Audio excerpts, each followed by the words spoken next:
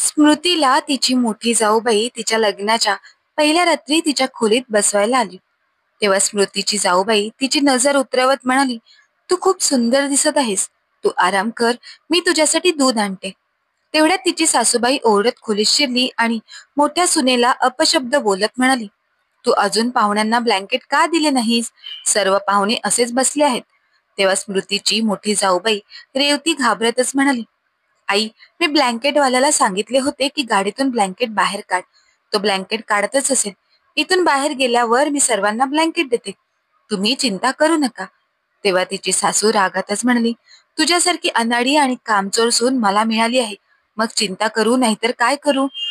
तेव्हा स्मृतीला खूप वाईट वाटलं की तिची सासू आपल्या मोठ्या जावेला किती अपशब्द बोलत आहे. बरं, ही तर सुरुवात होती.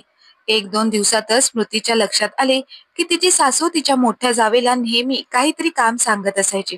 सासू तिला टोमणे मारायची, तेव्हा रेवती एकटीच रडायची. शेवटी स्मृती एक दिवस तिच्याशी बोलली, तेव्हा रेवतीने आपल्या मनातील भावना स्मृती समोर व्यक्त केल्या. तिने सांगितले की लग्नानंतर सासूने तिला तिच्या नवऱ्यासोबत कसे जाऊ दिले नाही. सुरुवातीला रेवतीला वाटले की नवरा जवळ नाही तर चला आपण आपल्या सासरच्या घरात एकत्र मिळून मिसळून राहू. पण सासूने तर रेवतीचा नवरा घराबाहेर पडताच तिला मोलकरणीसारखी वागणूक द्यायला सुरुवात केली. छोट्या छोट्या चुकांवरून सुद्धा सासू रेवतीला खूप काही बोलत असायची. तिला सतत टोमणे मारत असायची आणि सतत रेवतीला धमकी देत असायची की तुझ्या बाबांना फोन करून तुला घरातून बाहेर काढेन. त्यांना सांगेन की येऊन तुमच्या मुलीला घेऊन जा आणि तिला खूप गोष्टी शिकवा. तरच मी तुमच्या मुलीला या घरात आश्रय देईन. रेवतीचे बाबा हार्ट पेशंट होते. त्यामुळे रेवती आपल्या बाबांना टेन्शन येईल अशी कोणतीही गोष्ट करण्यास तयार नव्हती. म्हणून ती आपल्या सासूपुढे नतमस्तक होत असायची की प्लीज माझ्या बाबांना काही सांगू नका. पण याच गोष्टीचा फायदा उचलून तिची सासू तिच्यावर अजून अत्याचार करू लागली आणि सासूबाई काहीतरी कारण सांगून रेवतीला तिच्या नवऱ्याकडे सुद्धा जाऊ देत नव्हती.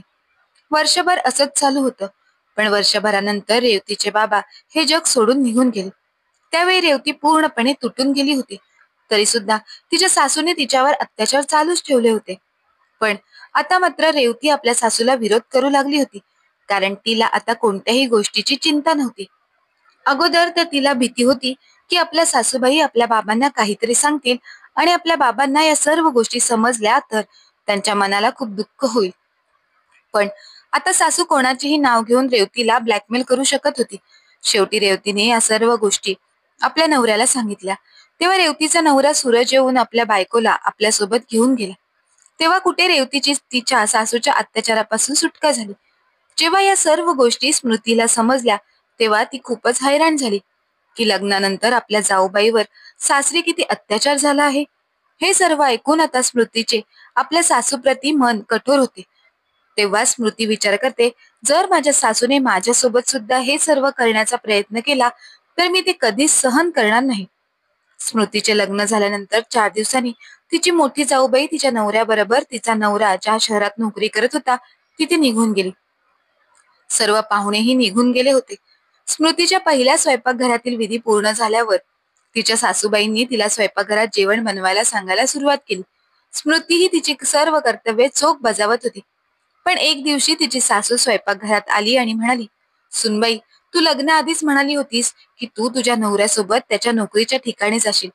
पण तू आता नवीन नवीन आली आहेस, त्यामुळे माझ्यासोबतही काही दिवस राहा. तुला तुझ्या नवऱ्यासोबत जायची एवढी घाई का आहे?" हे ऐकून स्मृती आश्चर्यचकित झाली. तरीही ती हळूच म्हणाली, "आई, मी विचार करते." दुसऱ्या दिवशी नाश्त्यासाठी सासऱ्यांनी बाजारातून कुरकुरीत कचोऱ्या आणल्या होत्या. सगळ्यांना नाश्ता दिल्यावर स्मृती नाश्ता करायला बसली. तर कचोऱ्या खूप चविष्ट लागत होत्या. त्यामुळे खाता खाता तिने 3 कचोऱ्या खाल्ल्या. चौथी कचोरी उचलताच सासू वाकडे तोंड करून म्हणाली, "अगो सुनबाई, 3 कचोऱ्यांनी तुझं पोट भरलं नाही का?" तेव्हा स्मृती हसतच म्हणाली, "हो आई, तसे 3 कचोऱ्या खाऊन माझे पोट भरते, परंतु कचोऱ्या एवढ्या टेस्टी आहेत ना की." तिची सासू तिचे बोलणे मध्येच थांबवत म्हणाली, "चांगल्या लागल्या म्हणून काय खातच राहायचे का? हे बघ, तू आधीच 3 कचोऱ्या खाल्ल्या आहेस, मग आणखी कचोऱ्या का घेत आहेस? आणि ह्या कचोऱ्यांना पुन्हा हात सुद्धा लावू नकोस. म्हणूनच तू तुझ्या नवऱ्यासोबत जावीस असे मला वाटत नाही. जर तू सौरभ सोबत गेलीस तर तू किती खात आहेस, कुठे फिरत आहेस, कोणाबरोबर बोलत आहेस, या सर्व गोष्टी पाहण्यासाठी तिथे कोणीच नसेल. त्यामुळे तू एखाद्या उन्हाळ मुलीप्रमाणे बनून चुका मागे चुका करत राहशील. तू इतकी हुशार आहेस की नवऱ्याच्या हिश्श्याचे खाऊन तू माझ्या मुलाला अशक्त बनवशील, अशी मला भीती वाटते. तेव्हा सून सडेतोड उत्तर देत म्हणाली, आई, मी यासाठी लग्न केलेलं नाही की कोणीतरी माझ्यावर लक्ष ठेवावे. दुसरे म्हणजे तुमची सून तुमच्या मुलाकडे जाईल, त्याच्या हिश्श्याचे खाऊन त्याला अशक्त करेल, अशी भीती तुम्हाला वाटत होती तर तुम्ही तुमच्या मुलाचे लग्नच का केलेत? तुम्ही तुमच्या मुलाचे लग्न यासाठी केलेत का की तुम्हाला तुमच्या घरात फुकटची मोलकरीण हवी होती, जी सतत तुमच्या मागे पुढे करत राहील आणि तुमचे सर्व काम करत राहील? कदाचित तुम्हाला मोलकरीण नको तर एक फुकट गुलामी करणारी हवी होती. कारण मोलकरीण सुद्धा पगार घेते, तिला काहीतरी पगार द्यावाच लागतो आणि ती अधूनमधून सुट्टी सुद्धा घेते. एवढंच काय तर तिच्यावर प्रत्येक वेळेस नजर सुद्धा ठेवावी लागते. तसे तर गुलामावर सुद्धा लोक लक्ष ठेवतात, पण त्याला काहीच द्यावे लागत नाही. म्हणून विचारते आई, खरं खरं सांगा, तुम्ही तुमच्या मुलासाठी बायको आणली आहे की गुलाम? आता सरस्वतीताई आजूबाजूला पाहू लागल्या. त्यांना आपल्या सुनेबरोबर अजिबात बोलता येत नव्हतं, कारण त्यांना असे कधी वाटलेच नव्हते की नवीन मुलगी सासरी आल्यानंतर एवढं तोंड चालवू शकते. तरी सुद्धा सरस्वतीताई हिम्मत करून म्हणाल्या, माझी मोठी सून आली होती तेव्हा ती सुद्धा माझ्याबरोबर 1 वर्ष राहिली होती. त्यानंतरच ती इथून तिकडे गेली. तेव्हा स्मृती अजून एक कचोरी उचलून चटणीमध्ये बुडवत म्हणाली, आई, तुम्ही माझ्या मोठ्या जाऊबाईंची गोष्ट मध्ये आणूच नका, कारण त्यांनी मला सर्व काही सांगितलं आहे की तुम्ही कशी कारणे देऊन त्यांना सासरी या घरी थांबून ठेवलं होतं. तुम्ही त्यांना त्यांच्या नवऱ्याकडे जाऊ देत नव्हतात. मग घरातील नोकर कमी करून त्यांच्याकडून घरातील सर्व कामं करून घेत होतात. जेव्हा मोठ्या जाऊबाई इथून निघून गेल्या तेव्हा तुम्ही एक कामवाली ठेवलीत ना. मी कालच तुमचे बोलणे ऐकले. तुम्ही त्या कामवालीला सांगितलं ना की उद्यापासून कामावर येऊ नकोस. याचा अर्थ तुम्हाला मला इथे थांबून माझ्याकडून घरातील सर्व कामं करून घ्यायची आहेत आणि म्हणूनच तुम्ही कामवालीला पुन्हा सुट्टी घ्यायला सांगितली आहे. परंतु एक गोष्ट कान उघडे ठेवून ऐका आहे. मी लग्ना अगोदरच ही गोष्ट क्लिअर करून घेतली आहे की मी लग्नानंतर माझ्या नवऱ्याबरोबर तो नोकरी करत असलेल्या ठिकाणी जाईन आणि त्यासाठी मी माझ्या ऑफिसमधून ट्रान्सफरसाठी बोलणे सुद्धा केलं आहे. त्यामुळे 1 आठवड्यानंतर मला तिकडे जाऊन ऑफिस सुद्धा जॉईन करायचं आहे. त्यामुळे मी इथे थांबणार नाही.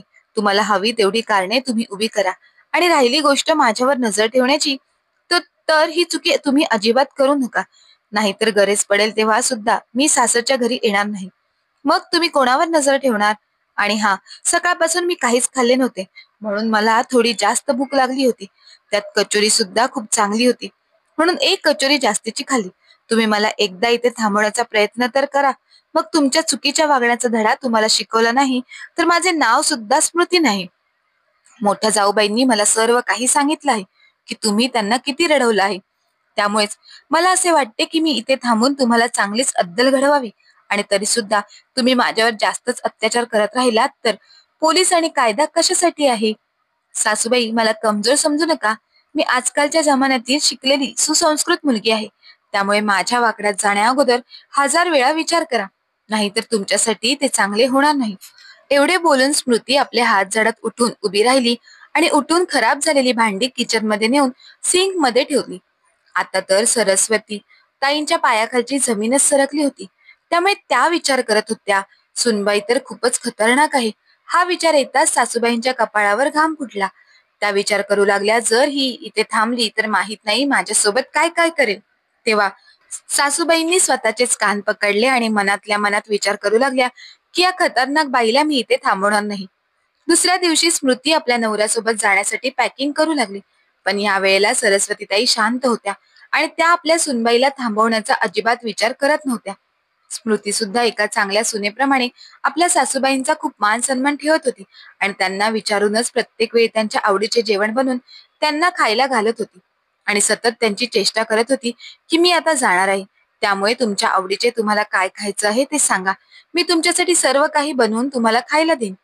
तेव्हा सरस्वतीताई आपल्या सुनेचे असे वागणे पाहून हैराण झाल्या होत्या, कारण तिच्याकडे पाहून असे वाटतच नव्हते की एक दिवस अगोदर ती आपल्या सासूबाईंना एवढे कठोर बोलली असेल.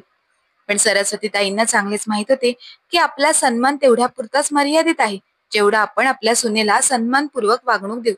पण जर का आपण आपली हद्द पार केली तर सून मात्र 4 पावले पुढे निघून जाईल, याची सरस्वतीताईंना पूर्ण जाणीव झाली होती. म्हणून आता सरस्वती ताई आपल्या सुनेला अनुरूप तिला आवडतील अशाच गोष्टी तिच्याबरोबर बोलत होत्या. कारण त्यांना ही गोष्ट सुद्धा चांगली समजली होती की आपली छोटी सुनबाई मोठ्या सुनेप्रमाणे शांत राहून अत्याचार सहन करणाऱ्यातली नाही. एक आठवडा असाच खूप चांगल्या प्रकारे निघून गेला. मग त्यानंतर स्मृती मोठ्या आनंदाने आपल्या नवऱ्याबरोबर त्याच्या नोकरीच्या ठिकाणी निघून गेली आणि तिथे गेल्यानंतर त्या दोघांनीही आपल्या नव्या संसाराला सुरुवात केली. जेव्हा केव्हा तिला ऑफिसमधून सुट्टी मिळत असायची तेव्हा ती सासरी येऊन आपले सर्व कर्तव्य पार पाडत असायची.